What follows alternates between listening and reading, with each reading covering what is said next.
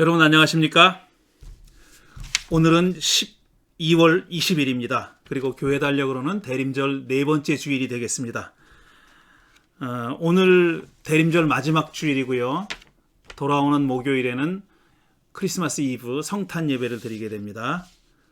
대림절 넷째 주일 예배를 환영의 약속으로서 시작하겠습니다. 환영합니다. 이미 믿는 이들과 믿음을 찾는 모든 이들을, 희망에 거하는 이들과 희망이 필요한 모든 이들을 환영합니다. 기쁨 넘치고 강한 이들과 애통하고 연약한 모든 이들을 환영합니다. 그리스도를 아는 이들과 알고 싶은 모든 이들을 환영합니다. 우리는 하나님의 은혜가 모든 이들에게 임한다고 믿습니다. 다른 데서 환영받지 못하거나 거절당한 경험 있는 이들에게 말씀드립니다. 우리는 여러분 모두를 두 팔 벌려 환영합니다. 여러분 환영합니다. 오늘 이 자리에서 예배를 돕는 분들은 박정음 교우, 그다음에 박찬민 교우 두 분이 함께 하고 계십니다. 공동 기도 드리겠습니다.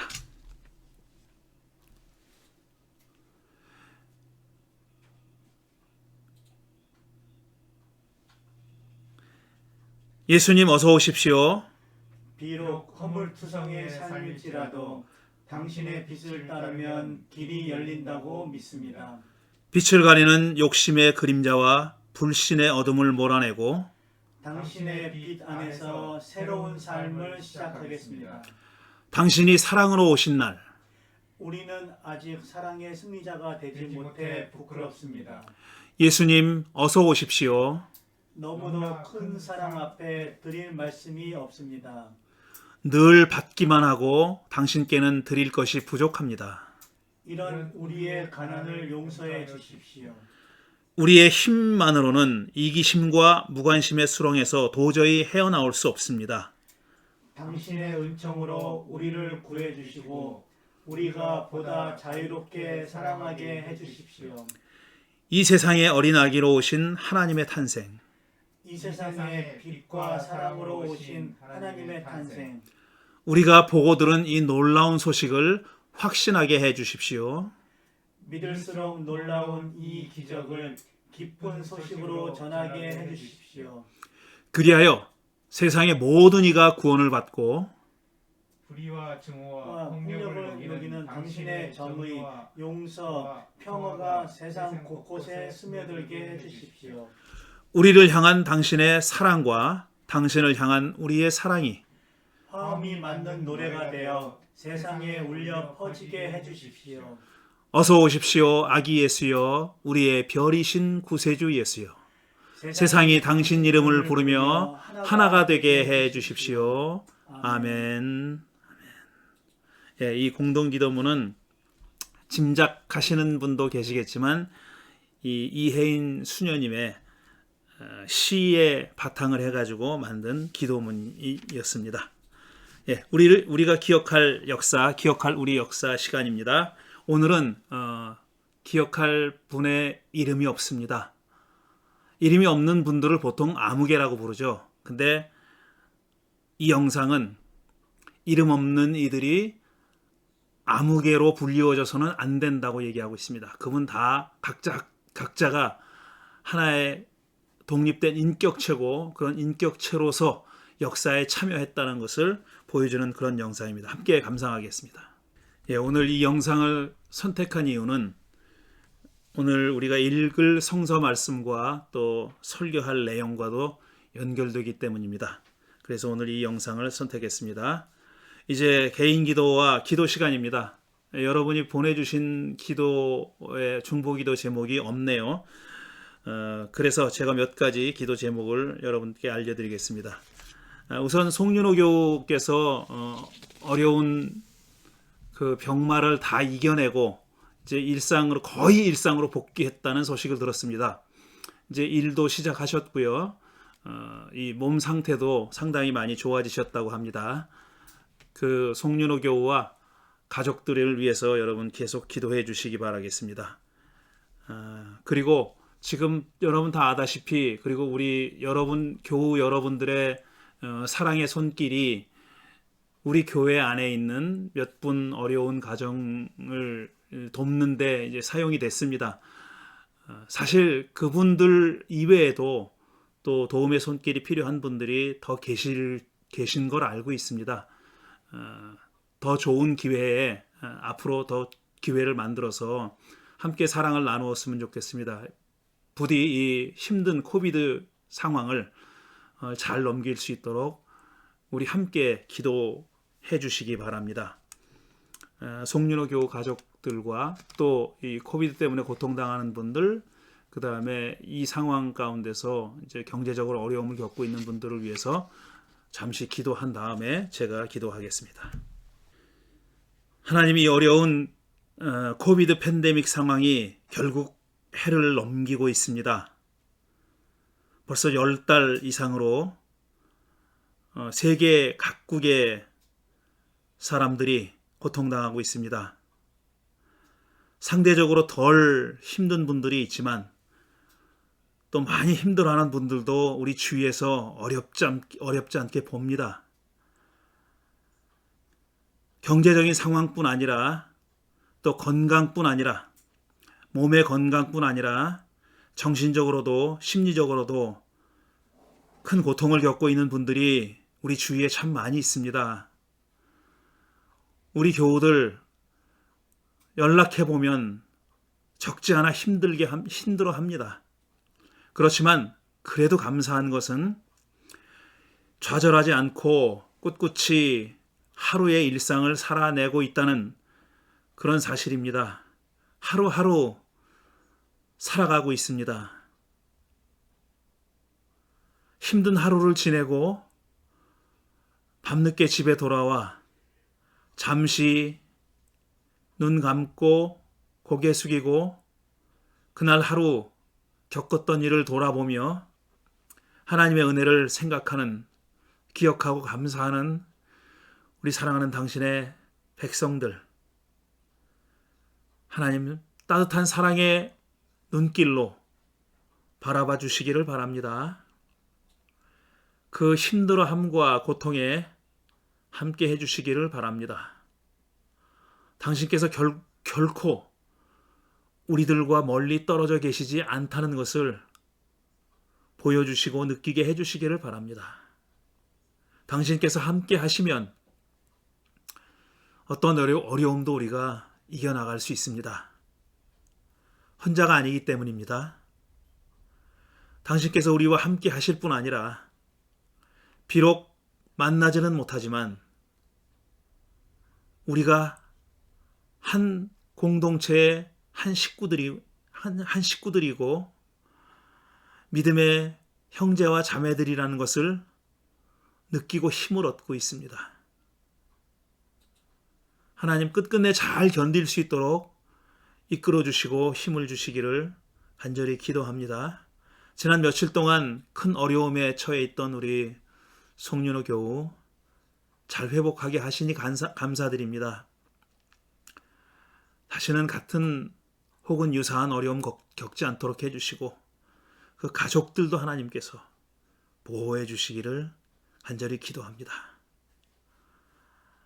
함께 생활하면서 또 어려움에 노출되어 있었을 수도 있는데 하나님께서 꼭 함께 해주셔서 더 큰 어려움이 없도록 이끌어 주시옵소서.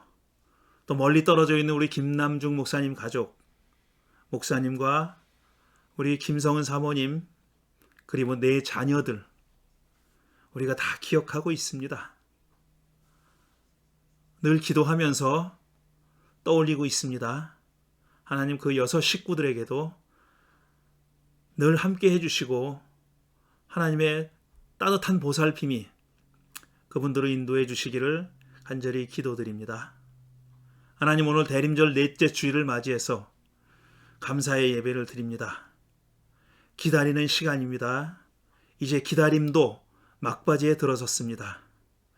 동이 트기 전이 가장 어두운 것처럼 아기 예수를 정말 간절히 기다리던 그 막바지에 서 있었던 사람들의 심정을 생각하며 그들이 하나님께 아뢰었던 기도를 생각하며 그 간절한 염원과 소원을 또 희망을 생각하며 오늘 예배합니다. 모든 순서를 통해서 하나님께서 기쁘게 영광 받으시고 예배하는 모든 사람들에게 크신 은총을 허락해 주시옵소서. 모든 순서에 하나님의 은총이 깃들어 있기를 바라고 이 모든 말씀을 예수님의 이름으로 간절히 기도드립니다. 아멘. 아멘. 성서봉독 순서입니다. 오늘 성서 말씀은 마태복음과 누가복음에서 가져왔습니다. 조영건, 조양숙 두 분께서 봉독해 주십니다. 오늘의 성경 말씀은 마태복음 1장 18절부터입니다. 예수 그리스도의 태어나심은 이러하다. 그의 어머니 마리아가 요셉과 약혼하고 나서 같이 살기 전에 마리아가 성령으로 잉태한 사실이 드러났다. 마리아의 남편 요셉은 의로운 사람이므로 약혼자에게 부끄러움을 주지 않으려고 가만히 파혼하려 하였다. 요셉이 이렇게 생각하고 있는데 주의 천사가 꿈에 그에게 나타나서 말하였다. 다윗의 자손 요셉이여 두려워하지 말고 마리아를 내 아내로 맞아들이시오. 그 몸에 잉태된 아기는 성령으로 말미암은 것입니다. 마리아가 아들을 낳을 것이니 그대는 그 이름을 예수라고 하시오. 그가 자기 백성을 그들의 죄에서 구원하실 것입니다. 이 모든 일이 일어난 것은 주께서 예언자를 시켜서 이르시기를 보아라 동정녀가 잉태하여 아들을 낳을 것이니 그의 이름을 임마누엘이라고 할 것이다 하신 말씀을 이루려고 하신 것이다. 임마누엘은 번역하면 하나님이 우리와 함께 계시다는 뜻이다. 요셉은 잠에서 깨어 일어나서 주의 천사가 말한 대로 마리아를 아내로 맞아들였다. 그러나 아들을 낳을 때까지 아내와 잠자리를 같이 하지 않았다. 아들이 태어나니 요셉은 그 이름을 예수라고 하였다. 헤로드 왕 때에 예수께서 유대 베들레헴에서 나셨다. 그런데 동방으로부터 박사들이 예루살렘에 와서 말하기를 유대인의 왕으로 나신 이가 어디에 계십니까? 우리가 동방에서 그의 별을 보고 그에게 경배하러 왔습니다 하였다. 헤로드 왕은 이 말을 듣고 당황하였고 온 예루살렘 사람들도 그와 함께 당황하였다. 왕은 백성의 대제사장들과 율법 학자들을 다 모아놓고서 그리스도가 어디에서 태어나실지를 그들에게 물어보았다. 그들이 왕에게 말하였다. 유대 베들레헴입니다. 예언자가 이렇게 기록하여 놓았습니다. 너 유대 땅에 있는 베들레헴아, 너는 유대 통치자들 가운데서 가장 작지 않다. 내게서 통치자가 나올 것이니 그가 내 백성 이스라엘을 먹일 것이다. 그때 헤롯은 그 박사들을 가만히 불러서 별이 나타난 때를 캐어 묻고 그들을 베들레헴으로 보내며 말하기를 가서 그 아기에 대하여 자세히 알아보고 찾거든 내게 알려주시오. 나도 가서 그에게 경배할 생각이요 하였다. 그들은 왕의 말을 듣고 떠났다. 그런데 마침 동방에서 본 그 별이 그들 앞에 나타나 그들을 인도해 가다가 아기가 있는 곳에 이르러서 그 위에 멈추었다. 그들은 그 별을 보고 무척이나 크게 기뻐하였다. 그들은 그 집에 들어가서 아기가 그의 어머니 마리아와 함께 있는 것을 보고 엎드려서 그에게 경배하였다. 그리고 그들의 보물 상자를 열어서 그에게 황금과 유황과 몰약을 예물로 드렸다. 그리고 그들은 꿈에 헤롯에게 돌아가지 말라는 지시를 받아 다른 길로 자기 나라에 돌아갔다. 다음 말씀은 누가복음 2장 8절부터 20절까지입니다. 그 지역의 목자들이 들에서 밤을 새우면서 자기들의 양떼를 지키고 있었는데 주의 천사가 그들에게 나타나고 주의 영광이 그들에게 두루 비치었다. 그들은 몹시 두려워하였다. 천사가 그들에게 말하였다. 두려워하지 마시오. 나는 온 백성에게 큰 기쁨이 될 소식을 그대들에게 전해줍니다. 오늘 다윗의 동네에서 너희에게 구주가 나셨으니 그는 곧 그리스도 주님이십니다. 그대들은 갓난아기가 포대기에 쌓여 구유에 뉘어 있는 것을 볼 터인데 이것이 그대들에게 주는 표적입니다. 갑자기 그 천사와 더불어 많은 하늘 군대가 나타나서 하나님을 찬양하여 말하였다. 가장 높은 곳에서는 하나님께 영광이요 땅에서는 주께서 기뻐하시는 사람들에게 평화로다.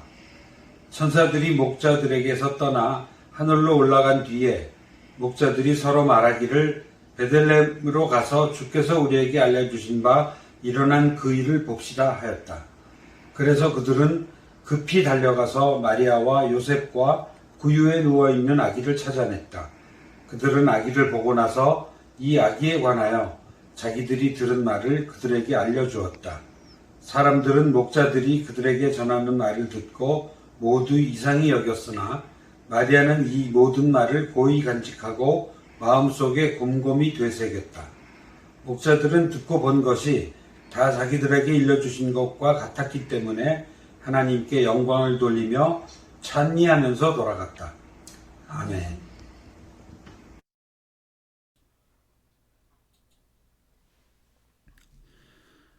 오늘은 대림절 네 번째 주일이자 마지막 주일입니다.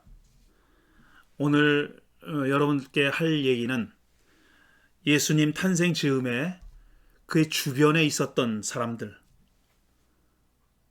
그 주변에 있었던 사람들 얘기입니다. 이 사람들 가운데는 이름이 남겨져 있는 사람도 있고 또 그렇지 않은 사람도 있습니다. 이름이 전해지지 않은 그런 사람들도 있습니다. 그런 사람들에 대해서 얘기해 보겠습니다. 제일 먼저 얘기할 분은 요셉입니다. 마리아의 남편이자 예수의 아버지 요셉입니다. 물론 복음서에 따르면 생물학적으로 요셉은 예수의 아버지는 아닌 걸로 되어 있습니다. 하지만 어쨌든 그 집안의 가장이었고 예수님을 낳은 마리아의 남편이었죠. 중요하다면 중요한 인물일 수 있었던 그런 사람이 바로 요셉입니다. 하지만 우리가 가지고 있는 복음서에는 신약성서 전체에는 복음서를 포함해서 신약성서 전체에는 요셉에 대한 얘기가 거의 없습니다. 오늘 읽은 마태복음 본문에도 요셉이 등장하지만 요셉은 말을 한마디도 하지 않습니다. 그냥 천사가 하는 얘기를 듣고 그대로 행하기는 했지요. 하지만 요셉은 한마디 말하지 않습니다. 그리고 다른 데서도 아주 미미하게 등장하긴 하지만 요셉이 무슨 말을 했다고 전해지는 그런 경우는 하나도 없습니다. 참 묘하지 않습니까? 중요하다면 중요할 수 있는 인물인데 분명히. 그런데 그 요셉이 이렇게 중요하게 취급되지 않고 있다는 사실이 조금 의아스럽습니다. 아마 초대 교회 사람들도 그러니까 예수님 돌아가시고 교회가 세워진 지 한 수백 년 지난 다음까지도 그걸 의아스럽게 생각했던 사람들이 있었음에 분명합니다. 그런 사람들에 의해서 만들어진 문서가 있는데 그게 바로 목수 요셉의 역사라는 자그마한 문서입니다. The History of Joseph the Carpenter라고 하는 문서가 있어요. 물론 이 제목은 그 문서에 달려있는 제목은 아니고 내용을 보고 그렇게 이름을 붙인 거겠죠. 목수 요셉의 역사라는 그런 문서가 있습니다. 그런데 이 문서조차도 사실 많이 훼손됐고 온전히 남아있는 처음부터 끝까지 온전히 남아있는 그런 문서는 아니고 많이 훼손됐습니다. 안타까운 일이죠. 요셉에 대해서 초대교회 사람들이 어떻게 생각했고 어떤 기록을 남겼는지 하는 것을 알아볼 수 있는 거의 유일하다시피 한 기회인데 그게 많이 훼손됐다는 사실이 참 안타깝죠. 그런데 더 안타까운 사실은 뭐냐면 그나마 남아있는 그 목수 요셉의 역사의 문서에도 요셉에 관한 얘기보다는 요셉의 아내인 마리아에 대한 얘기가 상대적으로 더 많이 남아있다고 합니다. 그 다음에 예수의 어린 시절 얘기가 조금 남아있고요. 근데 제목은 그렇게 붙였지만은 사실상 요셉에 관한 얘기, 전적으로 요셉에 관한 얘기라고는 볼 수 없는 그런 섭섭함이 있습니다. 저는 매우 섭섭합니다. 제가 굉장히 궁금해하는 인물인데 요셉은 자기 주변에서 벌어진 일, 예수님의 탄생 즈음에 자기 주변에서 벌어진 일에 대해서 어떻게 생각했을지 하는 게 매우 궁금하고 그 다음에는 복음서에도 그 이후에 어린 시절 탄생 이후를 빼놓고는 요셉이 등장하지 않기 때문에 그 다음에 요셉은 어떻게 됐을까 하는 점이 좀 궁금한데 그에 관한 이야기가 전혀 없으니까 우리가 알 도리가 없습니다. 그래서 사람들은 많이 추측을 하죠. 사람들이 많이 하는 추측 중에 하나가 뭐냐면 그 요셉의 고향인 갈릴리가 정말 반로마 무장투쟁의 중심지였거든요. 유대나 사마리아보다는 갈릴리가 그 독립운동의 본산이었습니다. 그리고 이 복음서의 탄생 이후에 요셉 이야기가 등장하지 않는 것을 보고 사람들은 아마도 요셉도 그런 독립운동의 대열에 나섰을 것이다. 그리고 어디선가 언제인지도 모르고 어딘지도 모르지만 그렇게 희생당했을 것이다라고 추측을 합니다. 그렇지만 그런 추측의 어떤 근거가 될 만한 역사적 기록은 전혀 없습니다. 많이 아쉽죠. 그 목수 요셉의 역사라는 짤막한 문서밖에 남아있지 않는다는 사실도 아쉽고, 그래서 그런지 개신교는 아니지만, 개신교는 그렇지 않지만 가톨릭 교회, 정교회, 그 다음에 성공회 교회에서는 이 요셉을 성인의 반열에 올려놓고, 특히 가톨릭 교회에서는 성인 요셉의 축일, 요셉의 날이 있습니다. 성 요셉의 날이 있는데 그게 5월 1일이라네요. 메이데이입니다. 노동절이 성 요셉의 날이라고 그렇게 지키고 있다고 합니다. 요셉은 꿈에 자기에게 나타난 천사로부터 자기와 약혼한 마리아가 아기를 잉태했다는 사실을 알게 됩니다. 정혼을 했지만 아직까지 결혼하지 않았던 자기의 약혼 여인 마리아가 이미 아기를 가진 겁니다. 그래서 요셉은 조용히 파혼하려고 했다. 이렇게 마태복음은 얘기합니다. 조용히 파혼하려고 했는데 이는 요셉이 의로운 사람이었기 때문이다라고 얘기합니다. 요셉은 의로운 사람이었기 때문에 조용히 파혼을 하려고 했다 이렇게 얘기해요. 근데 의로운 사람이라는 말은 그야말로 디카이오스라는 그리스 말을 썼어요. 그러니까 정의로운 사람이라는 뜻이에요. 그게.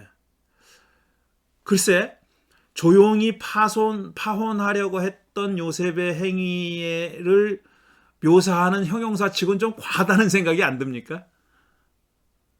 뭐 그럴 수 있는 일 아닌가? 조용히 파혼할 수 있는 일 아닌가?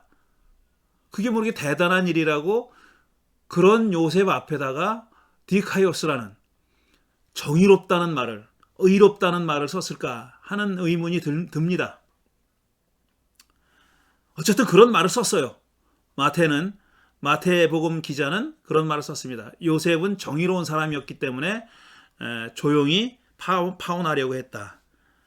근데 가만히 생각해 보면은 그렇게 조용히 파혼하는 길은 요셉이 선택할 수 있는 유일한 길은 아니었습니다. 그게 유일한 길은 아니었어요. 사람들이 많이 오해하는 것이 요셉과 마리아가 뭐 어디서든지 만나서 서로 사랑을 해서 결혼하기로 했다. 이렇게 짐작하지만 우리 현대인이 그러는 것처럼 그건 전혀 천부당 만부당한 말입니다. 예수님 시대에 사랑이라고 하는, 남녀 간의 사랑이라고 하는 것은 결혼의 어떤 조건이 되지 않았어요. 그건 고려 대상이 아닙니다. 결혼이라는 것은 집안과 집안의 일이었고 서로 비슷한 집안끼리 이루어지는 일이었고 결혼할 당사자들의 의사와 상관없이 이루어지는 일이었었어요. 그러니까 마리아의 집안과 그 다음에 다윗의 후손이라고는 하지만 요셉의 집안과는 거의 비슷한 정도의 사회적 위치를 가지고 있는 그런 집안이었을 가능성이 많고 요셉과 마리아의 결혼도 그런 집안의 어른들끼리 했던 약속 혹은 뭐 그런 거였다는 거죠. 그러니까 이건 집안의 일인 거예요. 그러니까 요셉 집안으로 보면은 요셉 개인이 아니라 요셉 집안으로 보면은 굉장히 수치스러운 일을 당할 뻔한 겁니다. 그리고 이미 당한 겁니다. 정혼을 했다는 사실이 촌락에 다 알려졌는데 그 동네에 다 알려졌는데 지금 정혼한 자기 집으로 시집 올 마리아라는 아가씨가 임신을 한 거예요. 그러니까 그 집안으로 봐서도 굉장히 수치스러운 일이었고 사실 떠버리려면 얼마든지 떠버릴 수 있는 일이었죠. 마리아의 집안을 모욕하고 창피를 주려면 얼마든지 할 수 있는 그런 사정이었는데 10대였을 혹은 20대 초반에 불과했을 요셉은 그 일을 조용히 덮으려고 했던 겁니다. 그 얘기는 요셉 집안의 어른들을 설득했다는 얘기죠. 그렇게 하기로 설득했다는 얘기죠. 그러니까 굉장히 요즘 기준으로 봐서도 굉장히 신사였던 겁니다. 요셉은 굉장히 점잖은 사람이었던 거예요. 굳이 상황이 이렇게까지 됐으면은 굳이 시끄럽게 하지 않고 상대방 집안을 모욕 주지 않고 조용히 끝내고 싶었던 겁니다. 그런 요셉에게 천사가 나타나서 걱정하지 말라고, 마리아가 잉태한 아기는 성령으로 인한 것이고 그가 태어날 터인데 아기 이름을 예수라고 하라고, 자기 백성을 죄에서 구원할 것이라고 이렇게 얘기합니다. 근데 천사가 요셉에게 나타나서 첫 마디가 뭐냐면 두려워하지 말라 그랬어요. 꿈에 나타난 겁니다. 현실 세계에 나타난 게 아니라 꿈에 나타나가지고 두려워하지 말라, 마리아가 잉태한 아기는 성령으로 잉태한 거다 이렇게 설명하죠. 두려워하지 말라. 왜 이렇게 말했을까? 두려워하지 말라고 했을까? 뭐가 두려울 수 있었을까? 요셉이 뭐가 두려울 수 있었을까?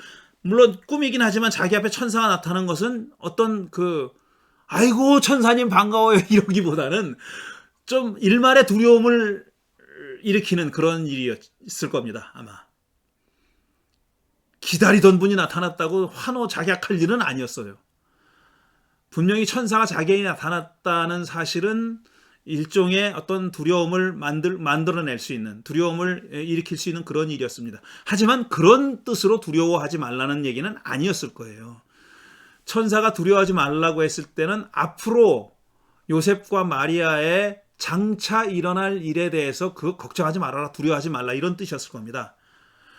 지난주에 얘기했듯이, 마리아 얘기하면서도 얘기했듯이 사생아를 낳는다는 일이 동네 사람들이 다 이게 요셉의 자식이 아니라는 것을 알게 되는, 알 수밖에 없는 그런 상황이었다면은 그 부부가 겪게 될 그 모멸과 손가락질과 이런 거를 다 짐작할 수 있는, 예상할 수 있는 일이었죠. 그건 분명히 두려워할 만한 일이었습니다.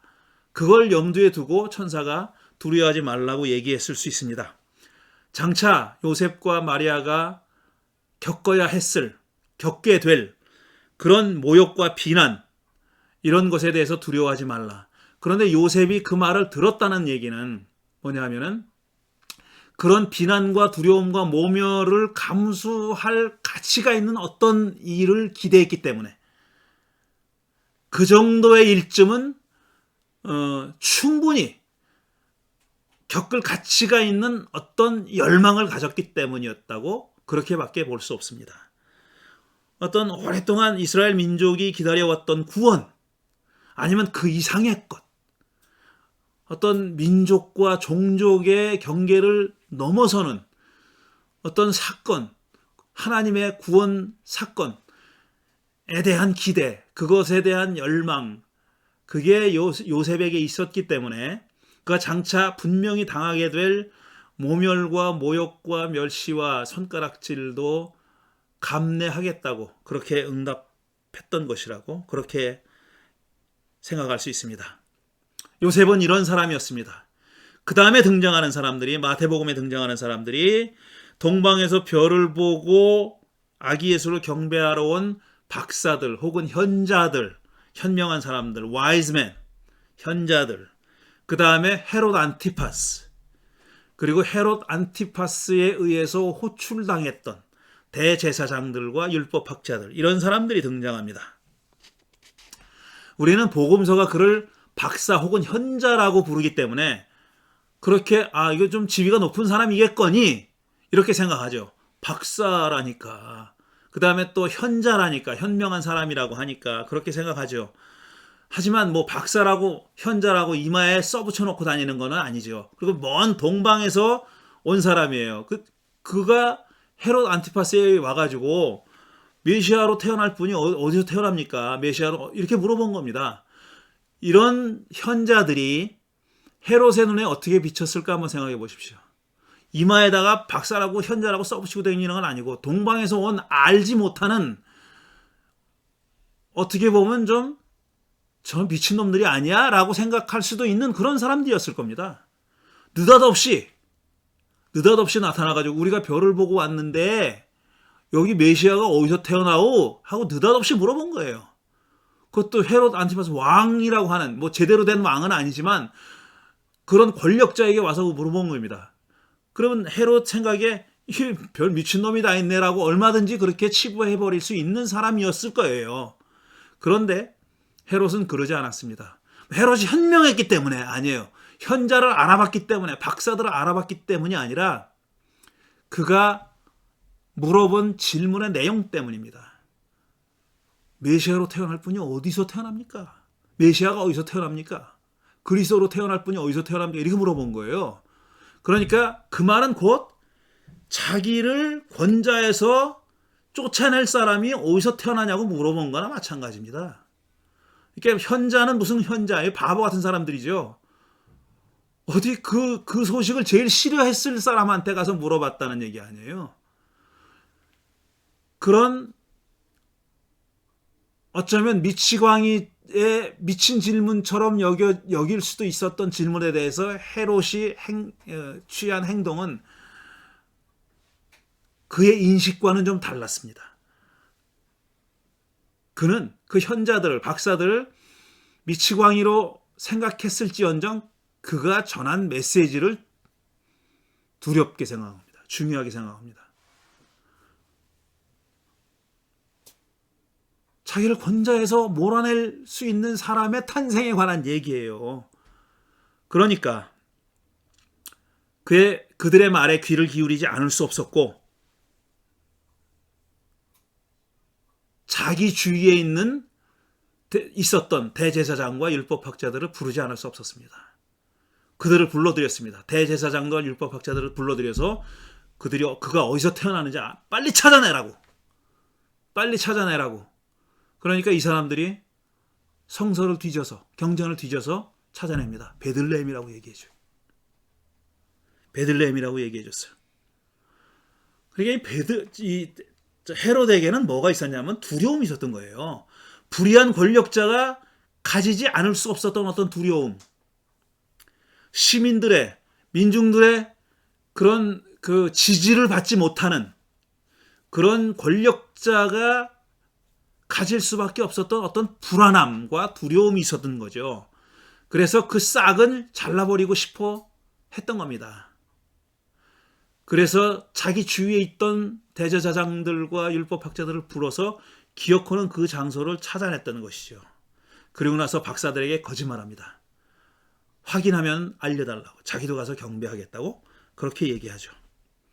지금 헤롯은 아직 태어나지도 않은 자기의 적대자일 수 있는 사람, 자기의 적수일 수 있는 사람, 하지만 아직 태어나지도 않았던 그 사람을 두려워한 겁니다.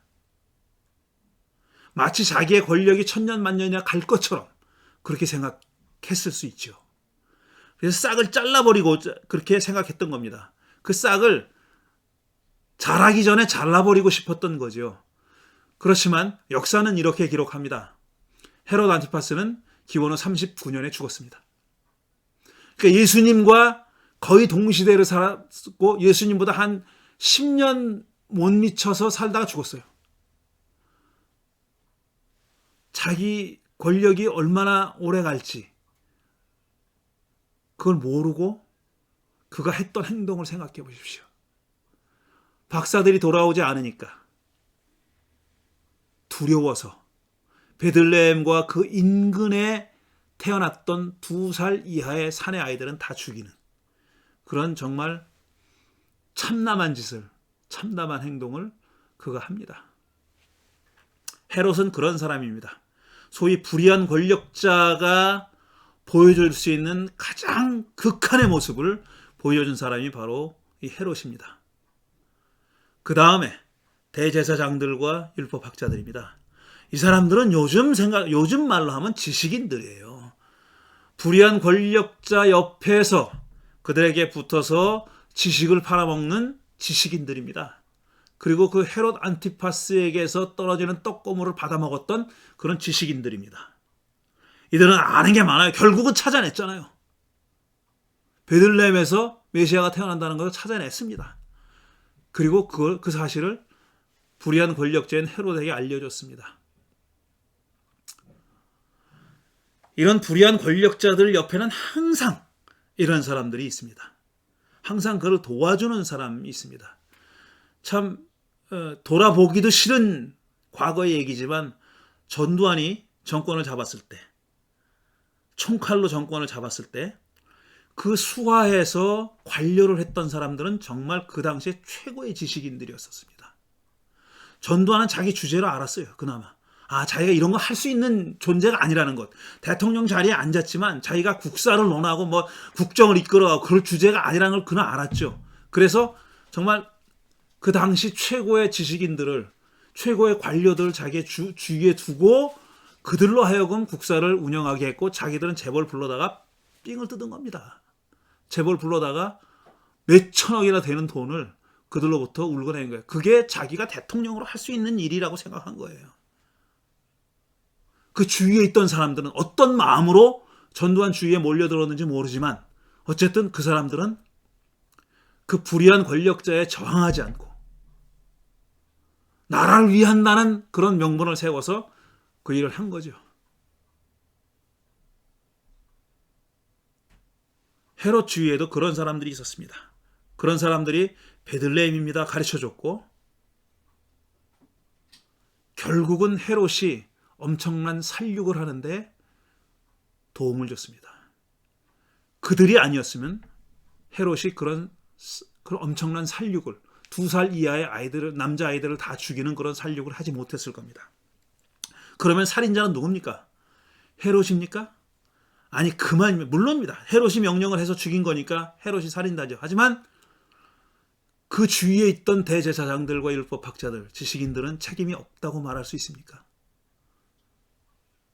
그럴 수 없습니다. 저는 그럴 수 없다고 생각합니다. 그들이 어떻게 생각하든지 간에, 그들이 자기의 책임을 부인하든 인정하든 간에 그거는 객관적인 사실입니다. 그들이 조력하지 않았더라면 그런 일은 벌어지지 않았을 수도 있었고요. 그런 조력하는 어용 지식인들이 있었기 때문에 불의한 권력자들이 불의한 권력을 행사할 수 있었던 겁니다. 우린 이 사실을 잊지 말아야 합니다. 대개의 역사가 그렇지만 예수님 탄생 즈음의 역사도 마찬가지입니다. 예수님 주위에 있었던 사람들 가운데서 선하고 착한 사람들은 이름이 남겨져 있지 않습니다.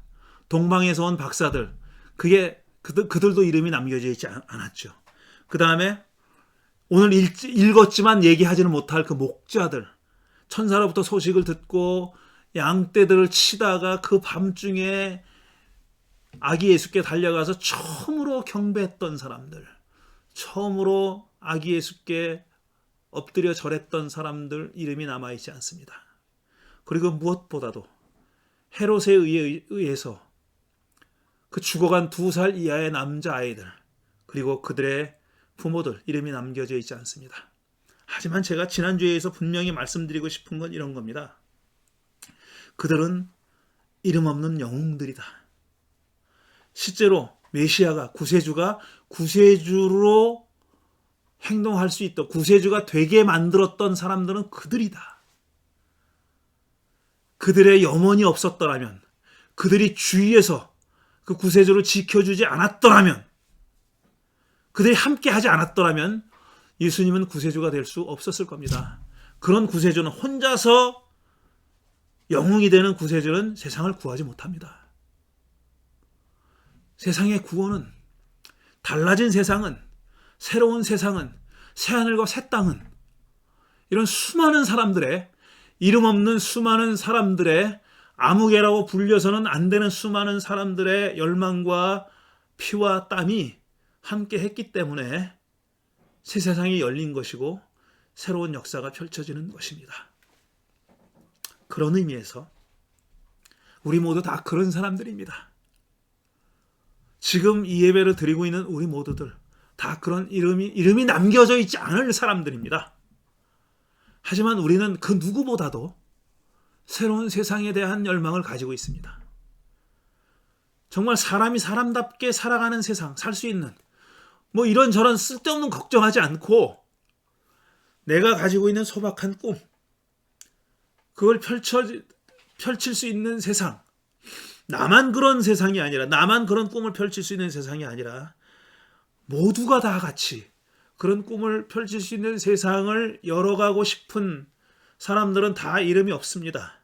그런 사람들의 열망이 모여있기 때문에, 한 목소리를 내기 때문에 새로운 세상이 열릴 가능성이 열리는 것입니다. 아기 예수는 그 마국간의 초라한 말구에서 태어나신 그 아기 예수는 그런 열망을 안고 태어났기 때문에 구세주가 되는 것입니다. 그러니 여러분, 우리 자신을 스스로 낮추지 맙시다. 아무것도 아닌 존재가 아닙니다. 우리는 아무개가 아닙니다. 남이 알아주지 않는다 하더라도 우리는 분명히 이름을 가지고 있는, 의지를 가지고, 열망을 가지고 어떤 어려움이 닥치더라도 우리가 이겨나가겠다고, 새로운 세상을 여는데 조그마한 힘이라도 보태겠다고 생각하는 그런 예수의 제자들입니다. 예수의 제자들은 12명에 그치지 않습니다. 수많은 이름 없는 제자들이 첫 교회를 만들었고 그들이 로마 제국을 집어삼킨 겁니다. 결코 여러분들은 아무것도 아닌 존재가 아닙니다. 아무개가 아닙니다. 제가 좋아하는 작가 파울로 코넬료의 이야기 한 도막이 있습니다. 흐르는 강물처럼 이라는 책에 나오는 그런 얘기입니다. 한 강사가 강의를 시작하기 전에 $20짜리 지폐를 손에 들고 물었습니다. 이 지폐를 갖고 싶은 분 계십니까? 강의를 듣던 사람들 대부분이 다 손을 들었습니다. 그 강사가 이렇게 말했죠. 제가 이 지폐를 여러분께 드리기 전에 먼저 할 일이 있습니다. 그 지폐를 꾸깃꾸깃 구겨가지고 땅바닥에 내던졌습니다. 그러다 다시 지폐를 들어서 펼쳐서 사람들한테 보여줍니다. 여러분, 이 구겨진 지폐를 여러분 여전히 갖고 싶으십니까? 대부분이 다 손을 들었습니다. 그 다음에 이 강사는 다시 한번 꾸깃꾸깃 해가 땅에 던져서 그걸 짓밟았습니다. 더러운 자기 신발로 짓밟았어요. 막 짓밟고 다시 그 지폐를 들어서 사람들에게 보여줬습니다. 여러분, 아직도 이 지폐를 갖고 싶으십니까? 또 다 손을 들었습니다. 그랬더니 강사가 이렇게 얘기합니다. 여러분, 이 장면을 절대로 잊지 마십시오. 내가 이 돈에 무슨 짓을 했던 그건 상관없습니다. 이것은 여전히 $20짜리 지폐니까요. 우리도 살면서 이렇게 자주 구겨지고 짓밟히고 부당하게 욕을 먹고 억울한 대우를 받습니다. 하지만 잊지 마십시오. 이 모든 것들에도 불구하고 우리의 가치는 달라지지 않습니다. 제가 제일 좋아하는 얘기입니다. 여러분의 가치는, 우리의 가치는 달라지지 않습니다. 이름이 남든 남지 않든 개의치 않습니다. 달라지지 않습니다. 여러분은 하나님 나라의 백성들이고 예수의 제자들입니다. 잠시 묵상하겠습니다. 이제 성찬식을 갖겠습니다. 오늘 성찬식을 위해서 귀한 손님을 초대했습니다. 그 귀한 손님께서 성찬식을 인도해 주시겠습니다.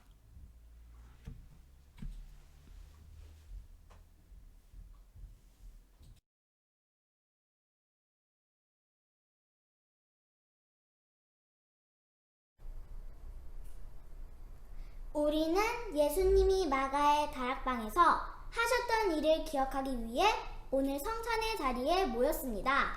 예수님께서 십자가에서 돌아가시기 전날 밤에 그의 제자들과 함께 식사를 하시다가 빵덩어리를 취하셔서 그것에 감사와 축복을 하신 후 그것을 쪼개어 제자들에게 나누어 주시며 말씀하셨습니다. 받아 먹으라. 이는 너희를 위해 주는 나의 몸이다. 너희가 이것을 행할 때마다 나를 기억하여라.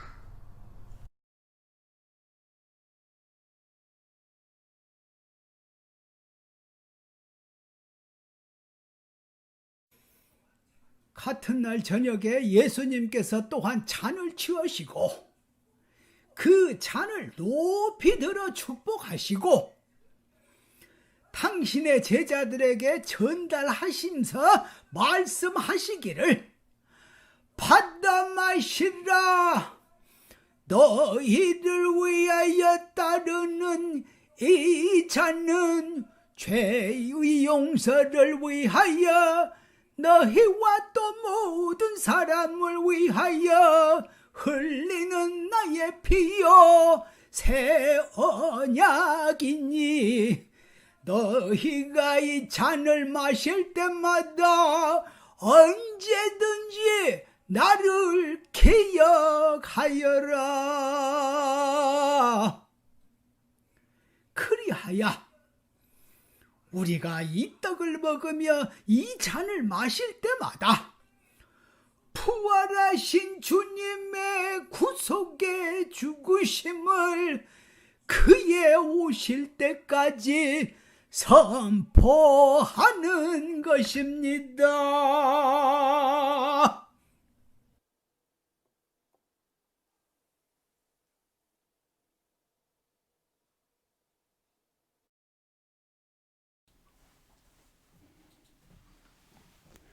주님의 몸입니다.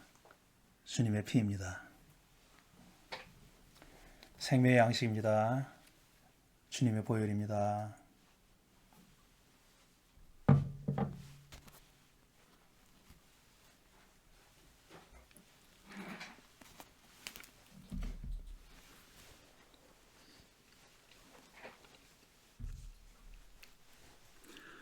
이제 한 목소리로 신앙 고백하겠습니다. 우리는 창조주 하나님과 구세주 예수님, 그리고 위로와 소통의 주 성령님을 믿습니다. 우리는 하나님께서 차별 없이 동등하게 창조하신 모든 사람이 각자의 신앙과 양심에 따라 사고하고 말하고 행동할 자유와 권리가 있음을 믿습니다. 우리는 이웃과 더불어 사랑의 교제를 나누는 교회를 만들겠습니다. 우리는 자유와 정의와 평화를 증진하고 창조 세계를 아름답게 가꾸는 삶을 살겠습니다. 우리는 예수 그리스도의 제자로서 하나님 나라 건설을 위해 각자의 역할과 사역을 존중하며 살겠습니다. 예, 이제 여러분 함께 예배하신 분들과 평화의 인사를 다시 한번 나누시기 바랍니다. 우리 주님의 평화가 여러분 모두 함께 하시기를 바랍니다. 예, 몇 가지 알려드리겠습니다. 예. 목요일 24일은 성탄절 전야죠. 성탄절 직전에 성탄절 전야 예배를 촛불 예배로 드립니다. 이날 드리는 예배가 성탄 예배가 되겠습니다. 오늘 드린 예배는 대림절 넷째 주일 예배고 오후 8시에 촛불 예배로 진행됩니다. 그러니까 여러분이 준비하실 것은 촛불과 성찬식용 빵과 포도주 이 세 가지를 준비해 주시기 바랍니다. 그리고 이날 성탄 헌금도 함께 드리도록 하겠습니다. 여러분 준비해 주시기 바랍니다. 그리고 수요 잡담 이번 23일 오후 8시에 진행됩니다. 사탄에 대해서 계속 얘기하고 있는데 이번 주하고 다음 주 3주 동안은 조금 큰 그림을 그려보려고 합니다. 미리 미리 말씀드리는 것은 적절하진 않지만 어쨌든 좀 큰 그림을 그려보려고 그래요. 이 흐름이 말하자면 이 흐름이 하나님에 대한 생각, 신에 대한 생각과 인간에 대한 생각, 그 다음에 인간은 누군가, 신은 도대체 어떤 존재인가, 어떤 존재라고 사람들이 인식해 왔는지, 그 다음에 인간은 스스로 우리 자신을 어떤 존재라고 생각해 왔는지 하는 것, 그 다음에 사탄에 대한 얘기, 그 다음에 또 종말에 대한 얘기, 그 다음에 구세주에 대한 얘기, 이게 다 얽혀 있습니다. 서로 뚝뚝 떨어져서 별개로 존재하는 게 아니라 이게 다 얽혀 있어요. 근데 얽혀 있는 큰 그림을 한번 살펴보고 구체적으로 복음서에 드러난 사탄 아니면 바울서신에 드러난 사탄에 대해서 얘기해야 이게 좀 그림이 제대로 잡힐 것 같아요. 그래서 큰 그림을 제가 지금 말씀드린 하나님에 대한 생각과 사람에 대한 생각, 그 다음에 사탄, 구세주, 종말, 영혼, 육체, 그 다음에 우주, 이런 것들이 다 얽혀 있는데, 이런 얽혀 있는 것들이 어떻게 지금 연결되어 있는지 하는 게, 어떤 상관관계가 있고 어떤 연결되어 있는지 하는 것을 말씀드리려고 합니다. 근데 그 시간이 적어도 3주가 필요해요. 그래서 3주 동안 그 얘기를 한 다음에 그 다음부터는 정말 계속 미뤄지고 있는데, 마가복음, 마태복음, 누가복음, 뭐 요한복음 이런데 사탄이 어떤 식으로 묘사되어 있고 어떻게 그려져 있는지, 그 다음에 궁극적으로 우리 지금 21세기를 살아가는 우리들은 이 사탄 혹은 악이라는 것에 대해서 어떻게 대처하고 어떻게 해야 할지를 얘기하는 순서로 나가겠습니다. 길고 긴 과정입니다. 그 얘기를 이번 수요일부터 시작하겠고요. 그 다음에 자, 우리 교우들 가운데서 어려움을 겪고 있는 교우들 다 마찬가지입니다. 모든 교우들이 다 크고 작은 어려움을 겪고 있는데, 그 중에서도 조금 더 힘든 분들을 위해서 지난주에 지원하는 일을 마쳤습니다. 지난주에 보고 드린 대로 우리 운영위원회에서 결정해서 보고 드린 대로 7,000불을 지원했어요. 그런데 지난주에 또 어떤 계속 그 헌금하고 계시는 분들이 계십니다.